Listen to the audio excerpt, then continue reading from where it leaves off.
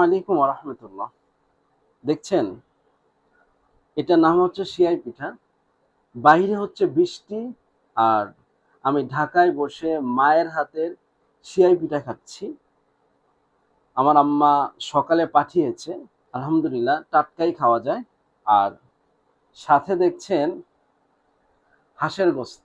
আলহামদুলিল্লাহ, হাঁসের গোস্ত আর সিয়াই পিঠা, এটা যে কতটা স্বাদ সেটা শুধুমাত্র খুলনা বাগেরহাটের লোকেরাই উম, বলতে পারবে যে আসলে এটা কতটা স্বাদের। তো যাই হোক, আমি ধৈর্য আর কুলাচ্ছে না, মায়ের হাতে সিয়াই পিঠা খাবো।